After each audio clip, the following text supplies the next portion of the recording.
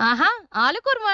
అందరూ ఆకలేత్తందని అరుస్తున్నా, ఆడావిడ లేకుండా ఆలు కుర్మా వండేశారనుకోండి, టిఫిను, భోజనంలోకి 3 పూటలా మేనేజ్ చేసేయొచ్చండి. మనం మర్నాడు వరకు వంట వైపు చూడక్కర్లేదండోయ్. వండేద్దామొచ్చేయండి. ఒక మిక్సీ జార్‌లో దాల్చిన చెక్క, లవంగాలు, యాలక్కాయి, అందులోనే నానబెట్టుకున్న జీడిపప్పులు, కొన్ని టమాటా ముక్కలు, ఆఖన కొంచెం పెరుగేసుకుని మెత్తగా మిక్సీ పట్టేసి పక్కనెట్టేసుకోండి. ఇప్పుడు ఒక గిన్నెలో నూనేసి, కొంచెం షాజీరా ఏసుకున్నాక సన్నగా పొడుగ్గా తరిగిన ఉల్లిపాయ ముక్కలనేసేసుకుని, ముక్కు పొడిన రంగులోకొచ్చే వరకు ఏపేసి 2 నిమిషాలు మగ్గిన తర్వాత అందులో కొంచెం అల్లం వెల్లుల్లి పేస్టు, మనం మిక్సీ పట్టిన మిశ్రమం కూడా అందులో ఏసేసుకుని, పచ్చివాసన పోయి నూనె పైకి తేలే వరకు మీడియం ఫ్లేమ్‌లో 4, 5 నిమిషాల పాటు ఏపేయండి. ఆ తర్వాత అందులో కొంచెం కారం, కొంచెం ఉప్పు కూడా ఏసుకున్నాక, జీలకర్ర పొడి, ధనియాల పొడి, కాస్త గరం మసాలా, ఉంటే కొంచెం మిరియాల పొడి కూడా ఏసుకుని, నిమిషం ఏగిన తర్వాత అందులోనే ఉడకబెట్టుకున్న బంగాళదుంప ముక్కల్ని ఏసేసుకుని, ఓసారి కలిపేసుకున్నాక, అందులోనే కొంచెం నీళ్లు పోసుకుని బాగా కలిపేసి, కొంచెం కరివేపాకు, పచ్చిమిర్చి కూడా ఏసుకుని, మళ్ళీ కలిపేసి మూత పెట్టి మగ్గనిచ్చేయండి. మీడియం ఫ్లేమ్‌లో 3 నిమిషాలు మగ్గి, నీరంతా ఇంకిపోయి నూనె పైకి తేలిన తర్వాత, ఉంటే కొంచెం కసూరి మేతి నలిపేసి ఏసేసుకున్నాక, ఆఖన కొంచెం కొత్తిమీర చల్లుకుని చపాతీలోకి గాని, అన్నంలో గాని కలుపుకొని తింటే ఉంటదండి.